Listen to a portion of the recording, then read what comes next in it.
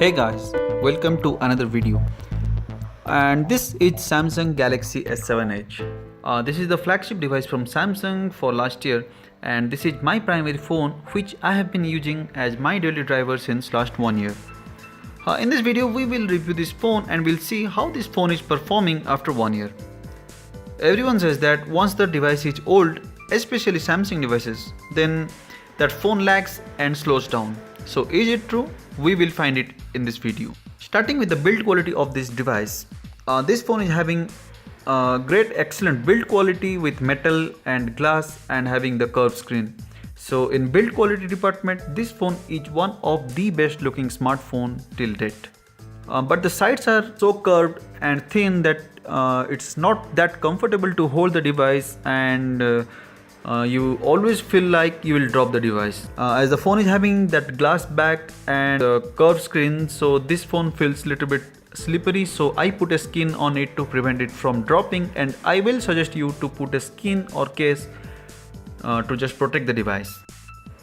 This device was launched with Android 6 which is Marshmallow, and now this device is running on Android 7 which is Nougat. There are few changes which I have noticed and we'll discuss those in the later part of this video, but let's start with the features which I really like about this device. So starting with the display of this phone is having a Quad HD Super AMOLED curved display which is protected by Corning Gorilla Glass 4, and I can say Samsung makes the best display in the market right now.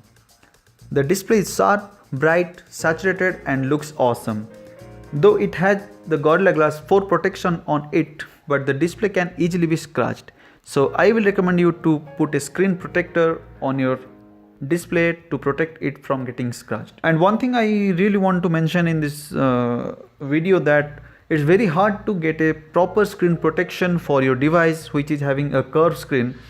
And I have tried so many screen protectors on my device, and I can say it's very hard to get a proper screen protection for your display.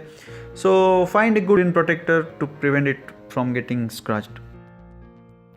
Now let's talk about the camera of this device. It's having a 12 megapixel camera which is having aperture of f1.7, and I can say this is still one of the best camera in a smartphone. In fact, this is the same sensor which Samsung has used in Galaxy S8 and the S8 Plus.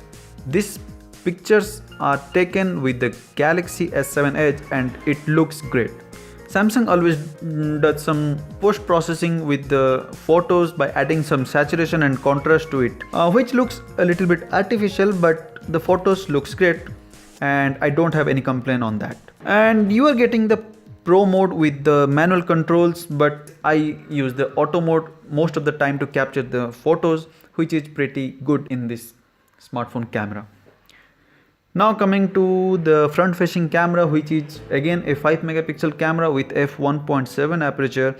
And I really like about the front facing camera is that you can easily fit so many objects in the frame as it's a wide angle camera. Now coming to the software and performance of this device, this phone is now running on Android 7. Samsung has put the lighter version of TouchWiz on the top of Android 7 on this device, and this phone is having the Exynos 8890 chipset with 4GB of RAM. The performance is excellent, I would say, and the RAM management is pretty good.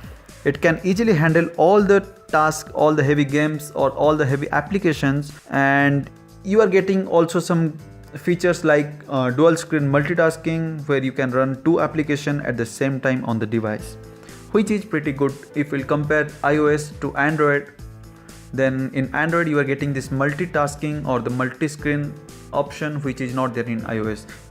One thing I have noticed with the new TouchWiz is that it is still smooth and fast, and if we'll compare it to the previous version of TouchWiz, which used to be laggy after some years, but till now I don't have any issue with the TouchWiz. So this phone is really fast and smooth. So now let's talk about the battery life of this device. Here I am not that much happy.